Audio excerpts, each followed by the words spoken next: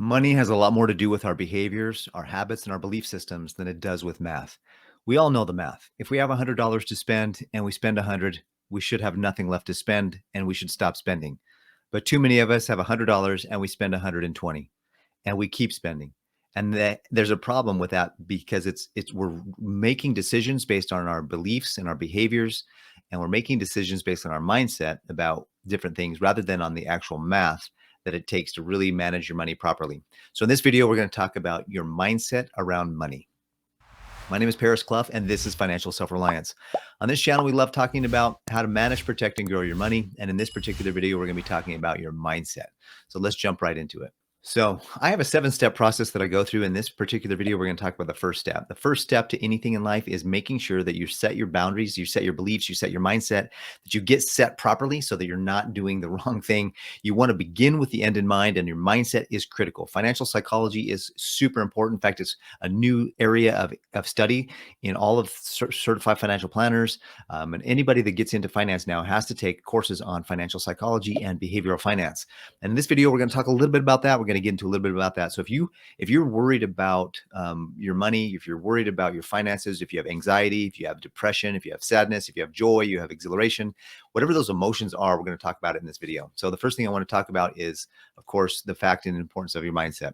All of your needs and your emotions and money motivation, we're going to talk about that here today. So the first thing is, how does money affect each of these areas? If definitely we know that the math is easy. If you open up your bank account and you see a certain dollar amount in there, that's all you're supposed to be spending. But yet, what do? We continue to spend because we have an emotional response to an ad that we see on TV, or we have an emotional response to feeling like, I've really had a bad day today. I know I can't afford to eat out, but you know what? I'm too lazy or I'm too tired to cook something, so I'm going to go eat at a restaurant, or I'm going to go eat at a fast food joint.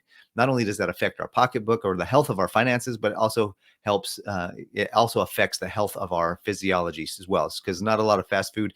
If you have a lot of fast food all the time, you're going to not feel very good. You're going to feel tired as well. So it kind of ends up being a spiraling situation. Same thing is true with pretty much anything in finance, especially as you're walking through the store.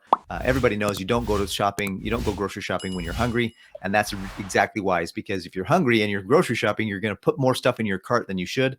That's why when you go grocery shopping, you should have a list. You should have exactly what you want to buy and what you need to buy, and then just stick to the list. Of course, things are going to come up as you see them or notice them in the store, so you're going to want to put those things in, but it should be the exception to the rule, not the rule. And that's true. That can be extrapolated over all areas of finance and all areas of your life. If you're in a department store or a grocery store or any kind of store, and you see something that you're like, oh my gosh, I absolutely have to have that. Do you really? Do you absolutely have to have that? Even if your financial situation says no, you will likely say yes because of the emotions behind it. Your friend has it, your buddy has it, you've seen the commercials a dozen times, your spouse wants it, your kids want it, everybody's clamoring for your attention. Buy this for me, dad, mom, whatever. And you're going to buy it sometimes just because it's just the easy way out. And that's not actually the easy way out, because if you just buy stuff without thinking about it, then you're going to end up having a harder time later, because your financial situation is going to be detriment. You're going to have a detriment to your financial situation because of your decision today is affecting what you can do tomorrow.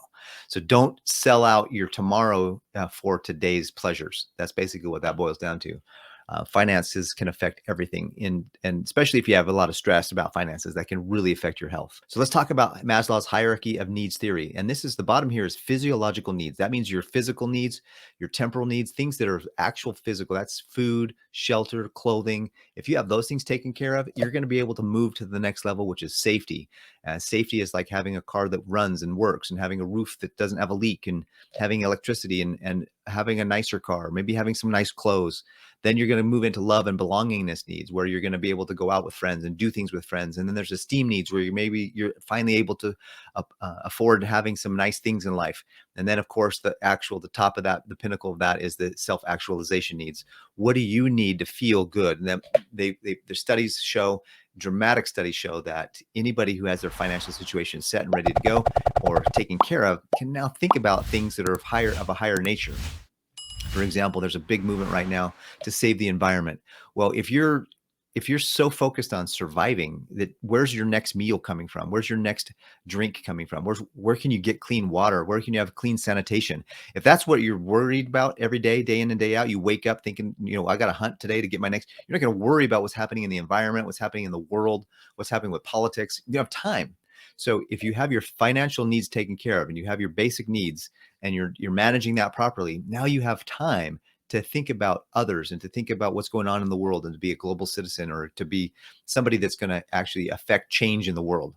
You have to have those foundational things in place in order to be comfortable enough to move forward in life. So if you want to make changes in life, in the world, you've got to have your finances done. You have to have your personal finances taken care of. Where do you learn about money? Most people learn from their parents, from their peers, close associates, teachers, friends, salespeople, and professionals. So one of the things I'd tell you about is that sometimes if you have wealthy parents, you're going to learn some good wealthy things more often than not. Now, a lot of times wealthy parents want to, spoil their kids. And so be careful with that. If you're a parent who's wealthy and has a lot of money and a lot of resources, that you're giving your kids a chance to struggle, a chance to learn how to struggle, because it's in the struggle that we learn the most.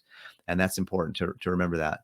Now, there's your peers. It's important to remember that you are the average of the 5 people you hang out with. So if you're hanging out with a bunch of broke people, I recommend making some changes. Salespeople, it's important to realize that they're out there to make money. And so you might get a charlatan that's trying to teach you something. Make sure that the salespeople that you're working with and dealing with are honest, good people that are teaching you the right things in order to get yourself financially set in the right way. So all these things are important. And it's critical for you to remember that that's how we learn about money, is from others in many ways and the examples of others. So what motivates you to make money? Is it status? Is it wealth, comfort, travel, leaving a legacy? Why do you get up every day and go to work? Is it just to be on the treadmill because that's what you're supposed to do or you have to do? If that's the case, you're going to find you're going to have a miserable life. So my recommendation is to look for something better and greater and then go get a side hustle. Of course, you've got to have the 9 to 5 to pay the bills, but then go get a side hustle that's going to give you those dreams and give you the ability to have some comfort and some wealth in life. Maybe you have a goal to retire your parents. Maybe you have a goal to travel the world. Maybe you have a goal to retire early. Maybe you want to have financial independence and retire early. All of those things, you need to figure that out before you start your journey in finances and what your financial journey is going to be. So how do you turn your dreams into goals and plans? You have to write them down. You have to write down your dreams, organize your goals, create a plan to get there. Because if you don't have a plan, you're never going to accomplish your goals.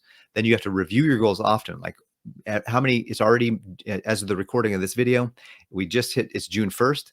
And so we're almost halfway through the year of 2023. What have you done with your New Year's resolutions? Have you reviewed them? Have you looked at them? Have you even brought them up? Do you even know where they are? So it's important for you to remember that your goals have to be reviewed on a regular basis, and then have what I call a vision board or a dream board, where you're looking and you're imagining yourself already accomplishing those goals, so that you feel what it feels like to have those goals, and then your body will attract that, the vibration. Not to get too metaphysical here, but it will attract those things to you if you do it right. So the other thing too about creating a goal is to create a goal that's called a SMART goal. SMART goals are specific. So if you have we'll get into that in a minute here, what that means. I'll show you an example. They have to be measurable, they have to be attainable, results oriented, and time driven. So here's an example of what that is. Let's say you have a specific goal that you want to save $3,000 this year. Now that's in contrast to a goal like, I want to save more money. Well, that doesn't make much sense because there's no specificity to it. So you want to make it specific. I want $3,000 this year, measurable. What do you have to do to get $3,000 is to save $250 each month. 250 times 12 is 3,000. Is it attainable? Well, you have to check your budget. Is your budget allow you to put $250 a month into a savings account without going into debt or having some other problem with your finances or some other debtor? So that's something that's appropriate and important for you to realize. Is it attainable? Can you even attain that? And then having it results oriented, what will that do for you? What will that $3,000 in savings do? Is it for a vacation? Is it just an emergency fund? Is it something that you're saving up for that you want to buy that's $3,000? So having a result at the end of that $3,000 is going to help keep you motivated toward it. And then make sure that it's completed within 12 months. Have it be a time frame. Like if it's June 1st today and you want to set a goal, and that's 12 months out, make sure that by June 1st of next year, you're going to have that goal accomplished, and give yourself a deadline. And then in like August or September, you can review your goals as you're going through each month and reviewing your goals. You can make sure you're on track to hit it at the time frame that you've given yourself. So then you want to balance your goals across all things that are related to you and your family, your physical, your giving back, fun, toys, spiritual, money, career, personal growth. Develop goals in life. Somebody who has a goal and has an aim is going to be happier and healthier than someone who just wanders aimlessly through life. So I highly recommend that you get a goal, establish goals, but then more importantly, even beyond that, is to develop a plan in each one of those areas to accomplish those goals. Otherwise, it's just a pipe dream. So I hope this video helps you to understand the mindset and why it's important to have a good mindset around your money and about your cash and about your finances. Because if you don't change your mindset about your money, you're going to continue to have the cycle of debt, the cycle of bad financial decisions. If all you ever think about is investing and you feel fear, then you're doing it wrong. If you need more education, if you need more knowledge, continue to subscribe to channels like mine and watch videos like this one that really help you know and understand what it takes to be financially independent and financially self-reliant. I hope you got a lot out of this video. If you missed the last video I produced, you can find it here. Subscribe to the channel up here, and then check out this video up here that YouTube thinks you might like. Until the next video, have a great day.